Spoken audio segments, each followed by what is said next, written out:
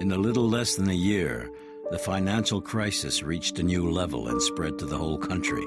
In the countryside, the situation was alarming, worse than that of the cities. Wheat went down 50% in value. The spectacular fall in farm prices hit farmers hard, and their produce became unsellable. There were millions of tons of food, but no one could afford to buy. Farmers could no longer pay their debts, were thrown off their land, and took to the roads.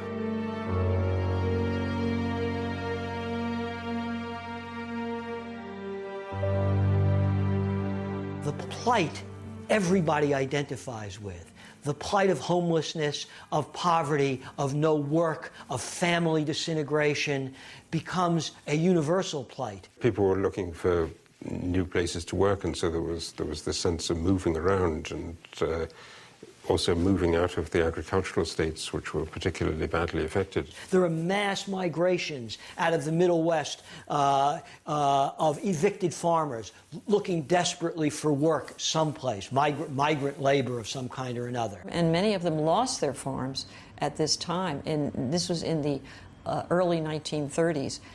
And farm evictions were a terrible stain upon society. Many farmers were evicted because they rented their land or they owned their land and they couldn't keep up the payments. Farmers out in the Midwest are forcibly stopping auctions from happening by evicted farmers. When the judge shows up to auction off the farm, the farmers' neighbors gather and pay a penny for that farm. Don't let anybody else bid and return the farm to the evicted farmer. What are you going to get for 10? Who gets 10 for it? 6 cents. 6 cents bid. Who gets 10? I'll be 65 of 10. Say 10 for it. You get 10 for it. Take it out. We can't use that stuff. We've got to go back to the mule. I got a dime for 15. 15 I got. 20. Yeah. Sold her. Outside with her. Yeah. Well, knock them in the head. They're not worth anything. In rural areas, you have no place to go. And what you have here, what the real tragedy is, that's kind of stupid irony that you have farmers destroying their crops because they literally can't afford to take them to market for the prices they're getting. And people are going without food. You have people cold and without clothing when the warehouses are bulging with clothing. You have homes and apartments standing empty while people are having to sleep in the streets and on the subway and in the subways and so forth. It's that irony that really was grating about the Depression. And here was an economic system that blew up between 1929 and 1932. And when you've got an explosion of this kind, it's very difficult to just stick the bits together again and carry on as if nothing happened. The steel industry is operating by 1931 at 10% of its capacity. Unemployment will soon approach 25% of the workforce. There was a kind of agitation in the country. There was turmoil. There were strikes going on, and there were picket lines and demonstrations. The Communist Party was leading a struggle for the rights of workers. There was something about the poverty, the conditions of that time, which made many people feel that, oh, yes, this is the only organization that is doing something about the Depression. All the social insurgencies of the 1930s, whether they are anti-monopoly movements or farmer labor independent political parties, have a heavy quotient of progressive and radical militants. The labor movement in the 1930s is inconceivable without the vital role played by militant cadre from the Communist Party and the Socialist Party. Alors à partir de là, un cycle s'enclenche, c'est un cycle de répression. Et en fait, la violence va apparaître, il va y avoir des manifestations, il va y avoir des morts, il va y avoir tout ça. Mais il n'y a pas du tout de vraie révolte. Et il va donner lieu à des images chocs, à des révoltes sporadiques. À Dearborn, là où Ford a licencié les 3/4 de ses salariés, il y a eu des émeutes où là aussi, la police tire sur les manifestants.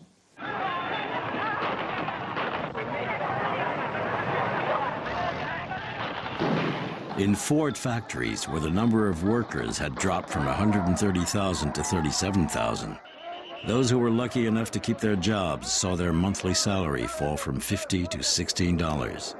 And when they went on strike, the police opened fire on them. 5 were killed and dozens wounded.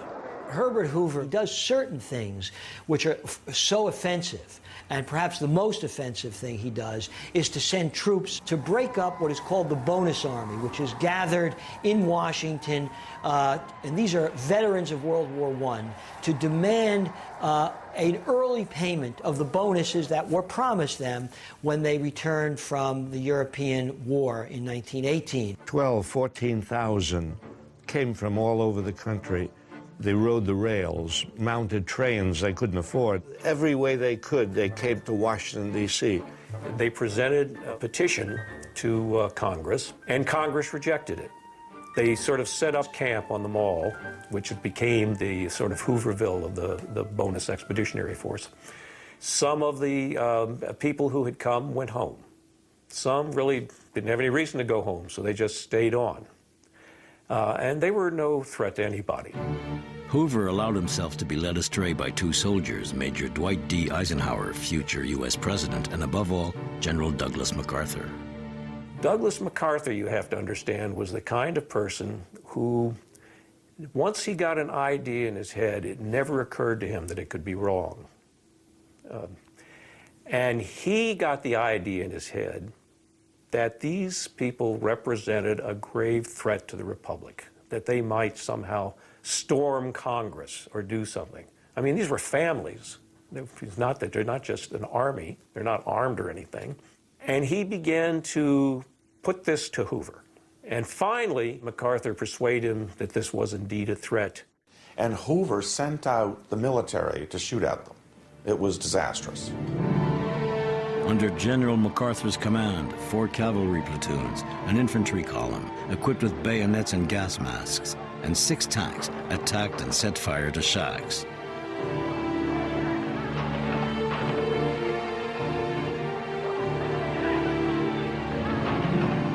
Two people were shot dead and a third, a 2-month-old baby, suffocated to death from tear gas. Another child was more fortunate.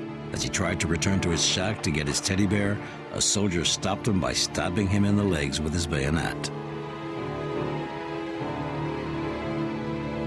It was an ugly thing. And what it did, and the reaction of the American people was, Herbert Hoover must have lost his mind. This destroyed the last shred of credibility he had.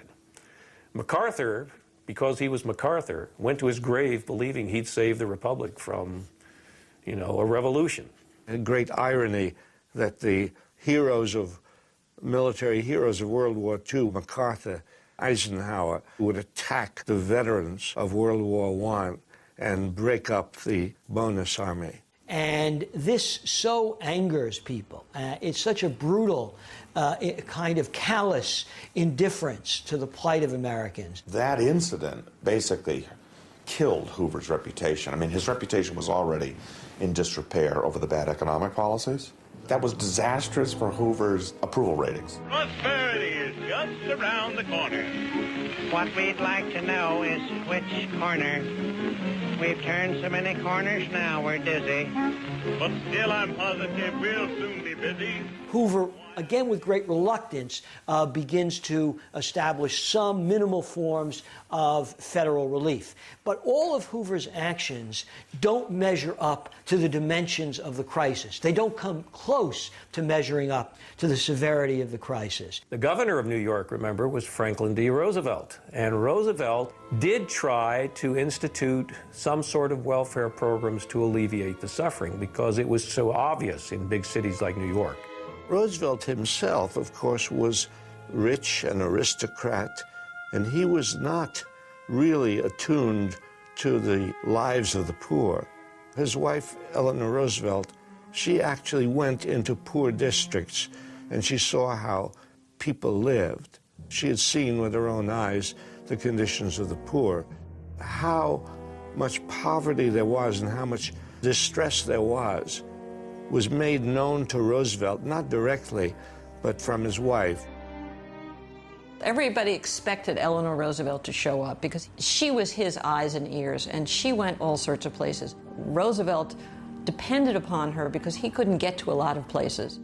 Roosevelt, who was struck by polio in 1921, faced a problem with no historical precedent. He was disabled, and yet he stood at the next presidential election against Hoover. He had promised he would to millions of underprivileged who were awaiting upon him like the Messiah. There's a poem called Waiting on Roosevelt. We're waiting for Roosevelt to do something for us. We're waiting and waiting. And so the poem ends with something like, you know, where are you, Mr. Roosevelt's reelected, moonshine liquor's been corrected. On July 2nd, 1932, the Democrat Party convention chose Franklin D. Roosevelt as candidate for the presidential election.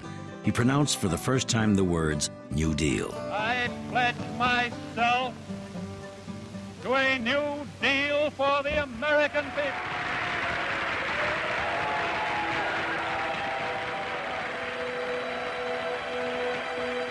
In this dramatic context, the elections in November 1932 had symbolic significance.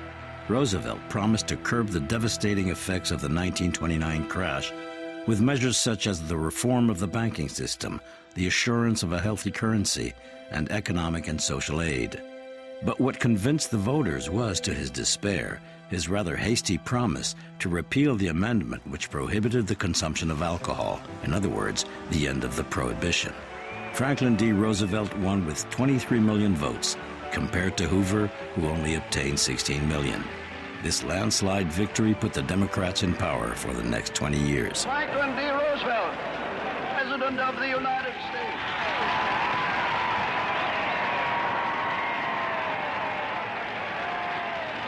Let me thank you again and tell you that I hope to see you all very soon and bid you an affectionate good night. In November 1932, the United States had just elected Roosevelt. Meanwhile, Germany was at crossroads in its destiny. The economic crisis threw many worried, desperate Germans into Hitler's arms. The capital repatriated to the U.S. brought him instant success. They're not going to put a painter in Bismarck's chair, Roosevelt commented. J'ai encore souvenir très précis d'un certain nombre de champs éthériens et des drapeaux à croix gammée vraiment partout. Tout d'un coup, on se retrouve devant les hitlériens qui siègent d'ailleurs au Reichstag en uniforme, qui dans la rue commencent à battre les gens et la terreur commence à s'installer dès l'automne 1932. The anxiety, the fear, the scapegoating that naturally accompanies this kind of economic desperation had been abroad in the land in Germany for many years, now becomes even more popular, and then looking for scapegoats for the collapse. Communists, Jews. Mon père est donc directeur d'une clinique pédiatrique, professeur à l'université, franc-maçon, électeur, père de famille et juif. Et Hitler l'a réduit à l'état de juif. Il a été chassé de l'université et j'ai été battu en classe comme petit juif. Cela dans la cour de l'école, ça n'a pas laissé de traces, mais c'était très sensible. Les Allemands se sont convaincus que seule la pureté de la race pouvait être une solution à leur problème. Dans l'idée d'Hitler, les Juifs étaient le poison à abattre. Il faut un bouc émissaire, il faut tuer l'autre. On peut voir comment une théorie du bouc émissaire, tout simplement, peut se mettre en place. Ce sont les Juifs qui étaient responsables parce qu'ils incarnent le capitalisme mondial et que donc forcément ils étaient aux côtés de l'Amérique. Hitler faisait moins de 2% des voix en 1929, donc il faudrait une extraordinaire concomitance d'événements pour qu'il passe de 2% à 33% entre 1929 et 1933. On dit souvent que les chômeurs ont amené Hitler au pouvoir, c'est absolument pas vrai. Quand on regarde leur vote, et même celui des ouvriers, c'est plutôt les classes moyennes qui ruinaient, déboussolées, et qui ont voté pour Hitler. I think there's no question that the economic collapse, the global economic collapse of that period is responsible, heavily responsible for the rise of Hitler. There are similar movements even in a place as politically placid as the United States. The growth of fascist movements against Jews and Wall Street, Semitic Wall Street financiers as the main producers of the Depression, as Shylocks who are looting the American economy. There's a tradition of that, a kind of underground tradition of that in American political life that surfaces in the 30s. Lots of anti-Semitism, also leveled at the Roosevelt administration, which had many Jewish people working there. We do not have a perfectly moral history.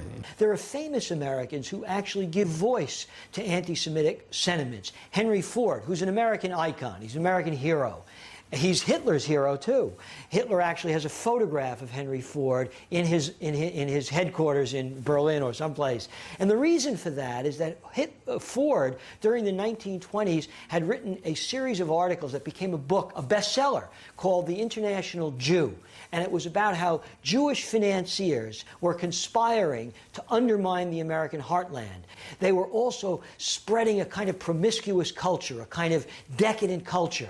They were the purveyors of movies, lascivious movies and sexy novels, and they were behind bootleg liquor and scandals of all kinds. And Ford talks about this kind of international Jewish conspiracy to undermine hard-working, frugal, productive America. And he's enormously popular. Ford could have probably run for president and maybe won in the mid-1920s. There were movements everywhere. There were very sensible people who had pretty ideas that were no longer sensible. The crisis accentuated the rise of populism and extremism. All over the place, there were upsurges in anti-Semitism, xenophobia, and racism. The Ku Klux Klan had 4 million members, mainly in the South. Their constitution said, "Our duty is to maintain forever the supremacy of the white race." They advocated hatred towards foreigners, Jews, and in particular blacks, whom they hunted down after dark to lynch them. But people forget what a dangerous time it was politically in America and around the world. Democracy was threatened in America by the severe economic circumstances. The 30s are full of signs of social upheaval on the right that might be characterized as fascist or Nazi-inspired.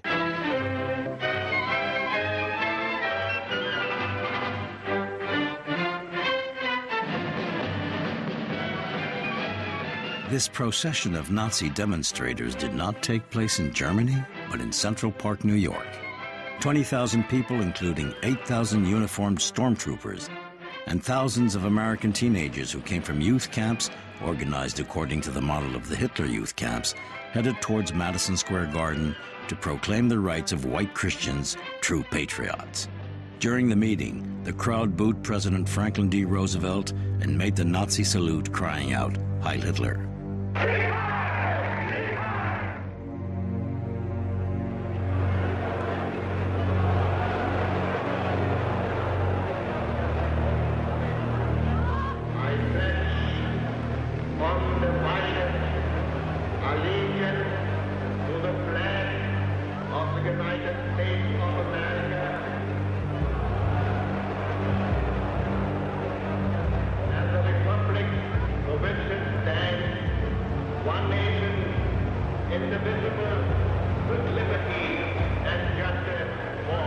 They begin to parade in the streets, and they begin to beat up people in the streets, suspect people, Jews, immigrants. for the first time in a very long time, there was a serious possibility of some kind of dictatorial government, some kind of ideological overthrow of democracy. I think it was probably a real possibility.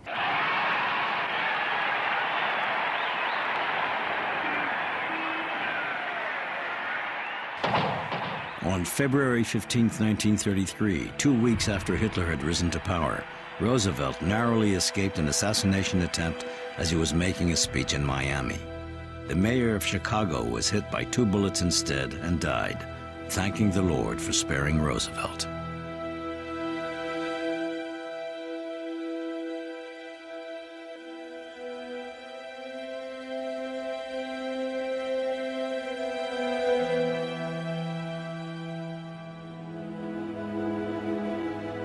Roosevelt, who didn't attend the funeral, went back to Washington, where he multiplied by 20 the number of his bodyguards and stopped traveling in open-top cars.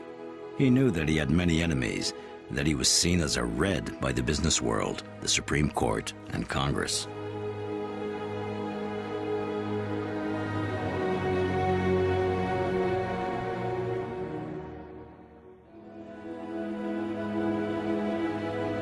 In the car which drove the 2 presidents, Hoover barely said a word to Roosevelt. He knew that the new president wouldn't spare him in his inaugural speech, and he wouldn't be disappointed. Only a fool can deny the somber reality of the present. Those who governed us failed because they knew nothing but the laws of profit. 500,000 Americans wrote to him before he entered the White House to welcome and encourage him. Roosevelt took office. He made a superhuman effort to give the crowd the impression he was walking when in fact he was being carried by his son and a bodyguard.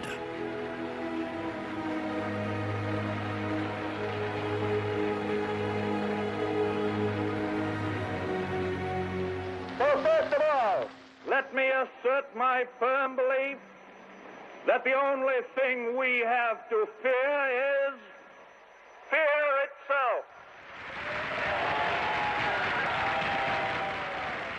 By the time he was inaugurated, the financial system was paralyzed. It was almost that way then. The banks were hardly doing anything, and something had to be done to restore confidence in the banks. The banks were in such disarray that he felt that he could revive the banking system by closing all the banks. He didn't come on and say dramatically, we're going to close the banks and we'll do something. He came on in a much lighter mood and said, everybody is over anxious about this. We're going to close the banks, and all the banks that are sound will be allowed to reopen. I can assure you that it is safer for you to keep your money in a reopened bank than to keep it under the mattress. When the banks reopened, the financial crisis had passed. It was a brilliant piece of psychology. Il fixait le prix de toute une série d'éléments de manière totalement autoritaire. Il choisissait la variation du cours du dollar tous les matins au petit déjeuner avec 2 conseillers qui disaient bon, bah, écoutez, on laisse monter, on laisse filer, on laisse pas filer. And one morning he said to Henry Morgenthau, who would later become his Treasury Secretary, not yet, he said, let it go up 21 cents. And Morgenthau said, why, Mr. President? And Roosevelt says, well, it's because it's 3 times 7, and 3 is a lucky number. And the arbitrary aspect of this displeased markets, of course, as Morgenthau wrote in his diaries, if anyone knew how we set the gold price, they would be frightened. What Roosevelt has that Hoover lacked is an open mind. He's experimental. He's willing to hear dissident voices, even voices he doesn't agree with, and also a recognition that the crisis is severe and you must try something, and if that something doesn't work, try something else. Don't sit there. Roosevelt crée les bases d'un monde nouveau. Mais en même temps, la dimension mythologique, c'est qu'il n'y avait pas de plan concerté, c'était un tâtonnement généralisé. People have nothing to sustain them through these difficult times and no wherewithal to purchase. Franklin Roosevelt recognized that this crisis of underconsumption is killing, potentially fatal. Pour lutter contre la crise, il faut qu'on embauche des chômeurs à creuser des trous le matin, qu'ils reboucheront le soir. Peu importe l'utilité sociale de cette embauche, ce qui compte, c'est de restaurer la capacité à consommer des agents qui sinon peuvent tout simplement dégringoler toute la pente de la crise. Roosevelt a très bien su se saisir d'une certaine mythologie des États-Unis, et c'est ça son mérite. Ceux qui sont valides, on leur donne une pelle, on leur demande de faire des routes, et le talent de Roosevelt, ça a été de trouver des slogans, mais aussi un choix politique. C'est l'homme de la rue, le common man, qui devient véritablement le noyau de la coalition de Roosevelt, et c'était pas du tout la coalition de Hoover. Hoover était, lui, le représentant du monde des affaires. After the banks, Roosevelt decided to clean up Wall Street, as he had promised to do so in his New Deal.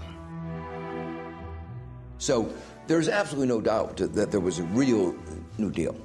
We had new regulations to stop the kinds of financial shenanigans that had caused the crisis.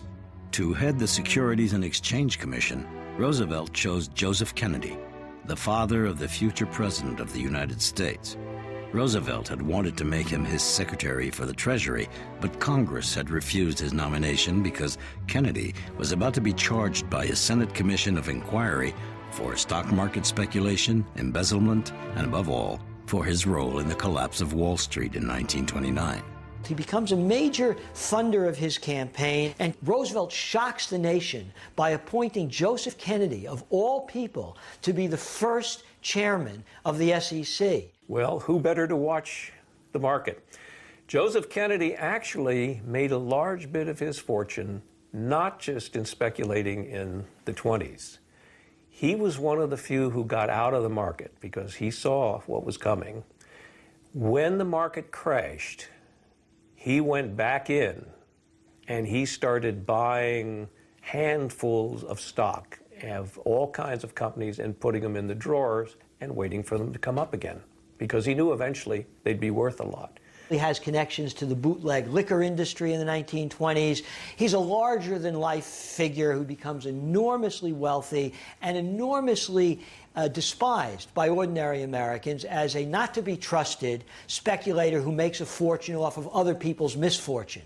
But Roosevelt knew Kennedy was one of the brightest, shrewdest, unscrupulous, but after all, he's dealing with bankers and lawyers. They were putting the fox in charge of the chicken coop. That was criticism. But the president had reasons for doing that, which is he said Mr. Kennedy knew all the tricks. He knew Wall Street. He knew the games. He knew the backstories. He knew all of that. He knew where the bodies were buried.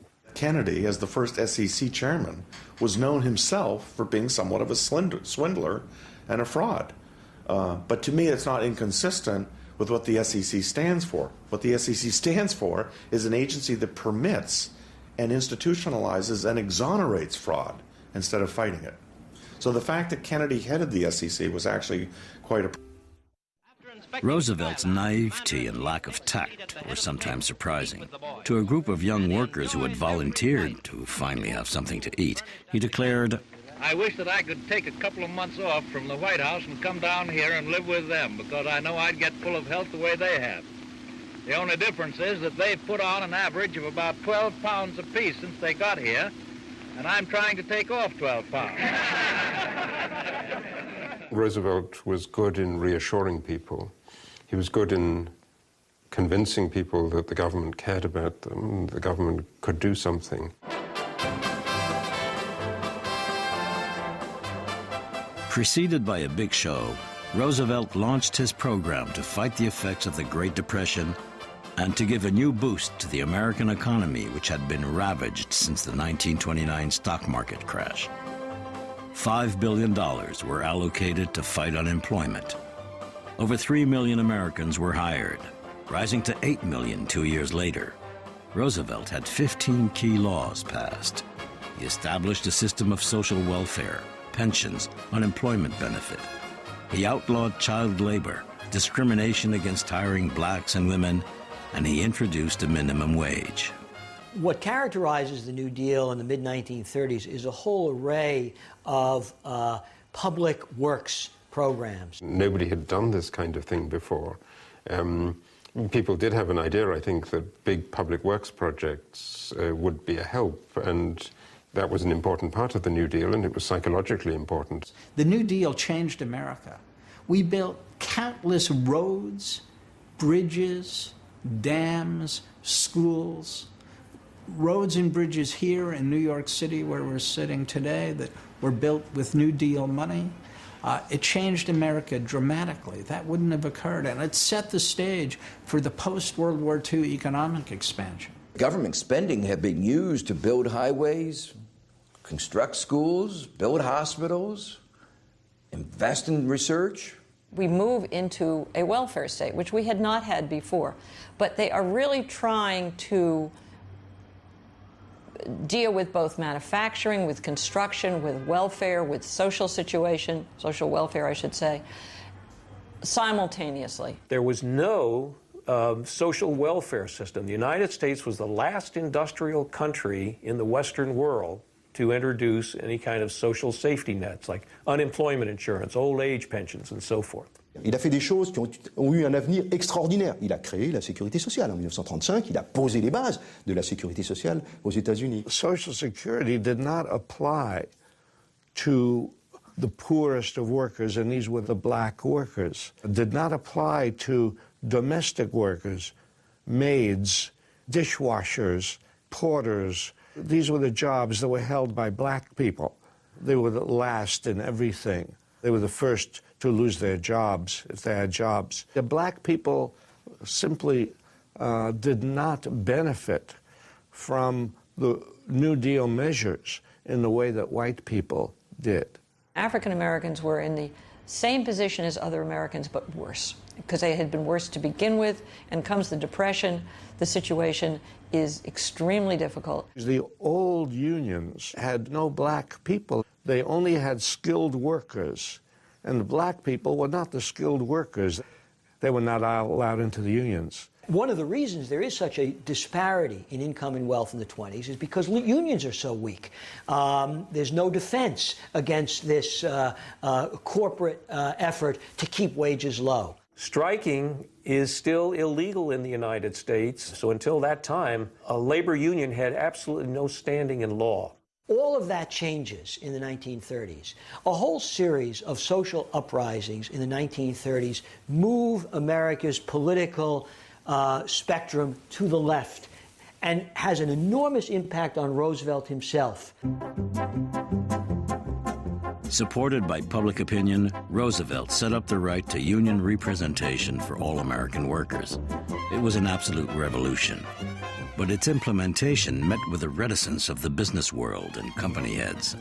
Strikes and factory sit-ins occurred in many firms to protest about the bosses' refusal to recognize the unions.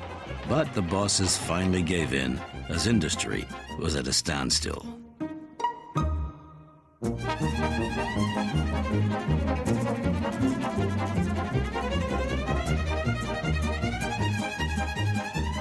The labor movement explodes. It organizes millions of American industrial workers who had never been organized before in the heartland of American industry. And that's what led to the wave of strikes. And it put Roosevelt in a very awkward position.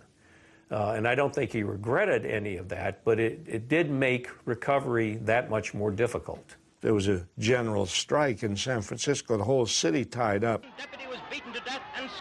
In Minneapolis, a general strike. Hundreds of thousands of workers in the South who worked in textile mills went out on strike. So this was a time in the country of great turmoil and agitation, and Roosevelt was very conscious of that.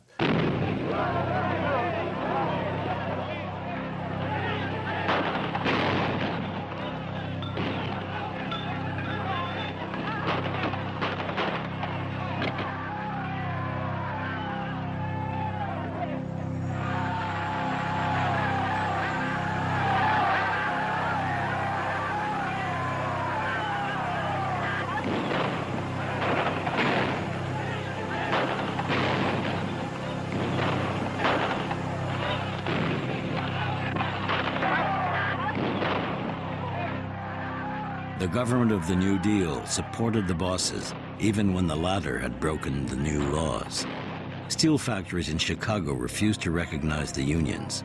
Faced with the quasi-insurrectionary nature of strikes, the police, with the help of the bosses' militia, killed 10 workers and injured nearly 100. Roosevelt, who didn't condemn the massacre, sent in the National Guard. The political leaders of the country in both parties, Republican and Democratic Party, were fearful when they saw the agitation in the country, and when they saw 1/3 of the workforce was unemployed, and when they saw all the strikes and the riots going on. The rich corporations were opposed to Roosevelt. They were worried about whether the capitalist system would be able to survive. And the business community and the financial community begins to become very hostile. They denounce him in the most vile ways, as a cripple, as a Jew, as a communist, as gay. There's no epithet they won't direct at him. They're so angry at the way he has broken with the class, after all, that he came from. He's considered a traitor to his class. And Roosevelt says to them, bemused, I think, to some degree, why do you hate me so much? What I'm trying to do is save capitalism. A few timid people who fear progress will try to give you new and strange names for what we are doing. Sometimes they will call it fascism, and sometimes communism, and sometimes regimentation, and sometimes socialism. But in so doing, they are trying to make very complex and theoretical something that is really very simple and very practical. Those were good things that Roosevelt did. Those New Deals were good. Other parts of the New Deal were absurd. The only sector which didn't improve was agriculture. To help the farmers survive, Roosevelt got them to reduce their production, to push up farming prices in exchange for compensation. But this policy was contested by several economists who considered that the government was carrying out an unjustifiable destruction of wealth which was contrary to the most elementary morality. The press began to criticize Roosevelt for his lack of ideology and for making contradictory decisions. Roosevelt is a chameleon on a Scotch plaid, the New York Times wrote. And farmers were upset about the decline in agricultural prices, so they demanded government programs that would pay them to slaughter their cattle and to burn their crops in order to boost prices under FDR, which is crazy because people were starving at the same time. Why would you destroy perfectly good agricultural products? Because they actually thought the problem was too many agricultural products. That's scary, because you're committing suicide there. There really was a spreading poverty and starvation in some areas. California put guards at some of the borders trying to keep people out. They had state troopers trying to keep people from coming into California because these people would have been or were a burden on the state.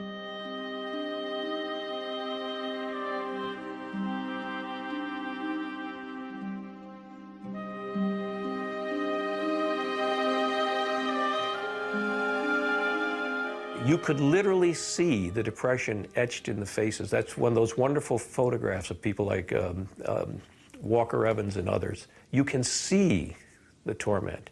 It's like a cancer that ate at the spirit of the American people. And one of the famous pictures of the Depression is of the migrant mother that was taken in a pea farm in California. She was a migrant worker coming from another part of the country with her children.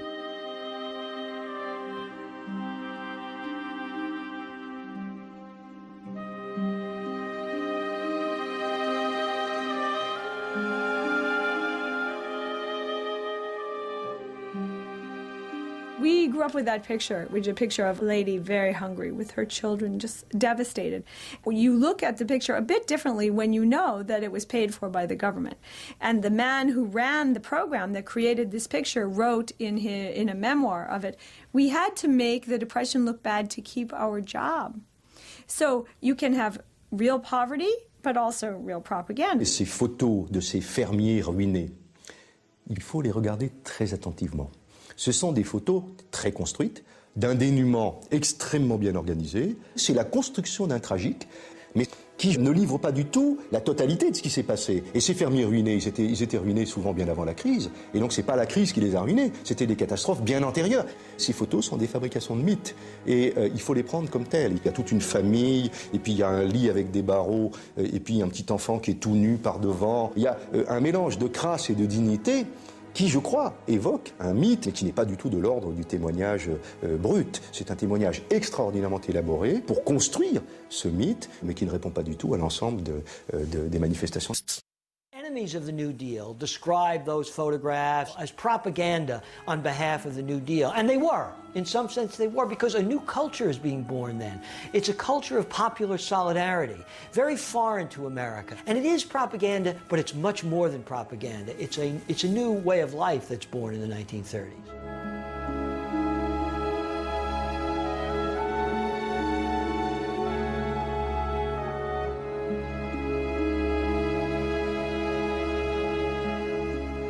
The New Deal helped many people. It put millions of people to work. It gave jobs to 6 million people. It gave work to hundreds of thousands of young people. Was it perfect? No. Were some of the programs bad? Yes, unquestionably. But that's never been in doubt. The New Deal succeeded and failed at pulling the country out of the Great Depression. And the economy does actually recover. I don't mean recover back to the levels it didn't, but employment fall, factories start up again, people are, thanks to New Deal legislation, able to own their own homes again or to be able to meet their mortgage payments. There was a sharp rise in the economy, a sharp expansion, and by 1937, the GDP, the total income of the country, was back to the 1929 level after a very sharp fall in the first 4 years. So there was a recovery. What happened in 1937 is fascinating. Roosevelt listened to a small group of economists in making the claim that you better cut back government spending. So Roosevelt started cutting back on the New Deal, cutting back on the expenditures. And no wonder, as we contracted the expenditures, the economy started weakening. What happened? Back into recession. And unemployment rate went up again. And there was another depression within a depression in the 1936 to 1937 period. So it's simply not true to say that the New Deal ended the Great Depression. It deepened and prolonged it. What ended the Depression is a depressing thing in itself, I suppose, but what ended the Depression was the rapid buildup of military spending because of the growing threat of war in Europe. Once you begin to get a military buildup, suddenly you have more jobs than you have people. You go from massive unemployment and massive underutilization in the economy to full tilt overnight. Tout d'un coup, du jour au lendemain, l'Amérique décide que les usines Ford, etc., vont fabriquer des tanks et des jeeps. Il n'y a plus une seule voiture qui sort. Donc l'effort de guerre, c'est un effort de production, mais du point de vue du taux de chômage, etc., oui, il n'y a pas de doute que ça a joué son rôle. It was associated with an immense drive for armaments production on a massive scale, but also for all the things that soldiers need, for trucks and clothing, and this was what got America back to work again. The economy was boosted by the war industries. So it was a kind of artificial way of keeping the economic system going.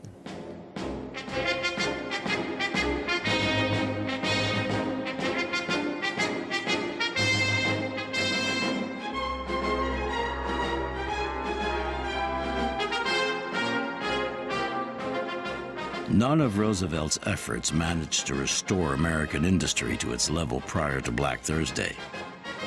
It was the war in Europe which kick-started U.S. industry. The Great Depression was over. 7 years of desperate efforts did less to cure the sick economy than a few months of rearmament.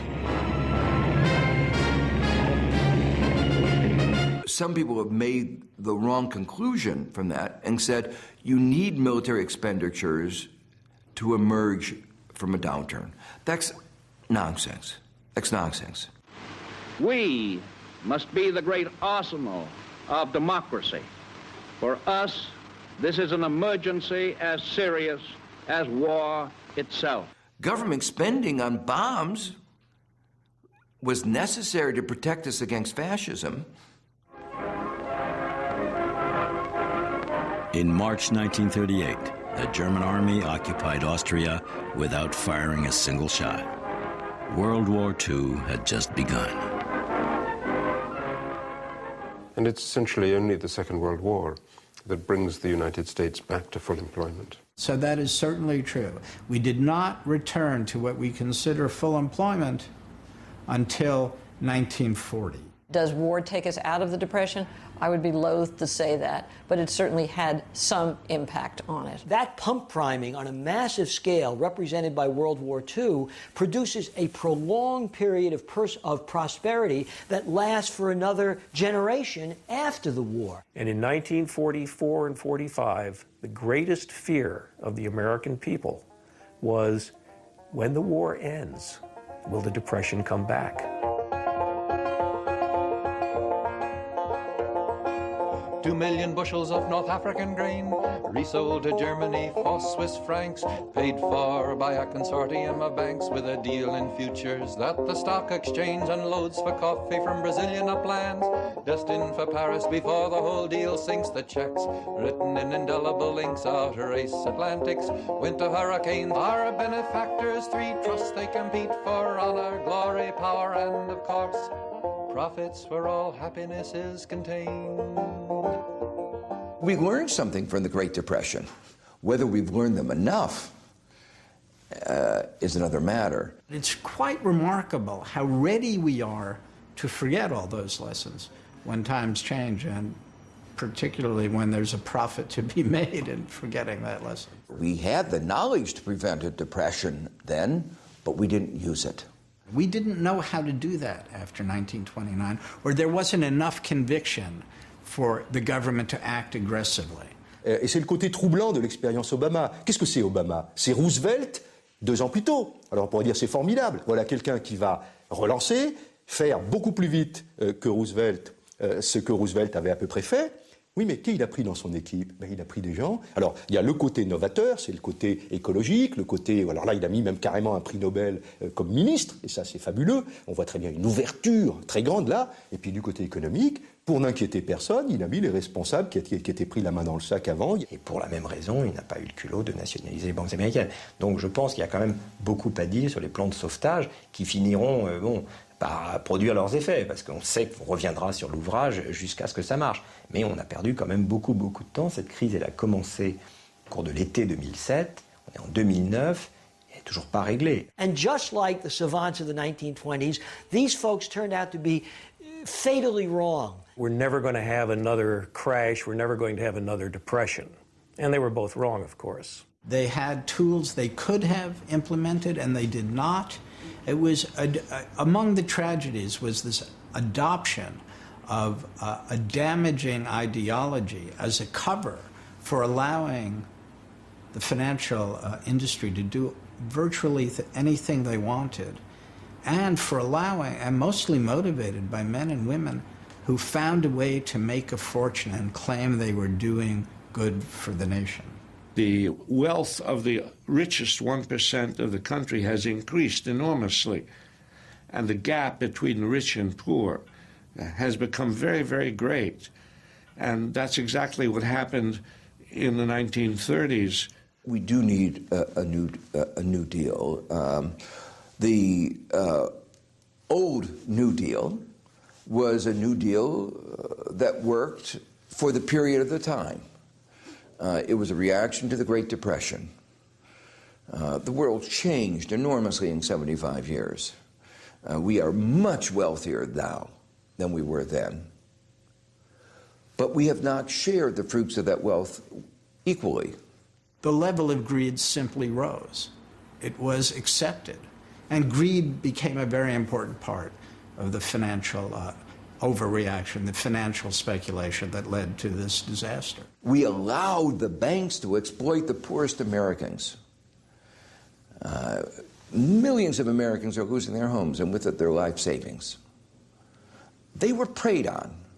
There was predatory lending. We knew it was going on. It's an unfair system. Those who are poor have nobody to defend them.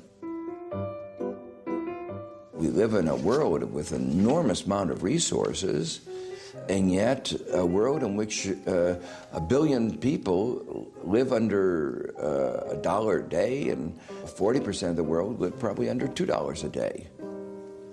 I continue to think that we will be able to reform, for instance, the international economic institutions. I realize the important role that a reformed international economic institutions can play. I'm not sure whether I'm a realist or an optimist when I say that I think that I know I'm a realist to say that they need to be reformed. I'm not sure I'm a realist when I say that they will be reformed.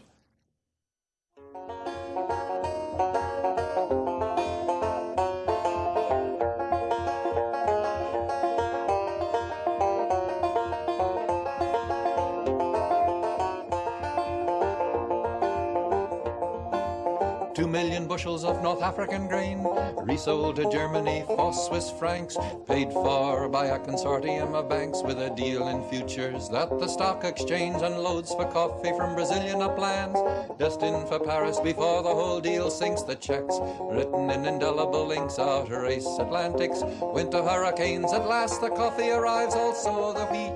Needless to say, the deal was a success. Who can deny that all of us have gained? Our benefactors, three trusts they compete for: honor, glory, power, and of course, profits where all happiness is contained.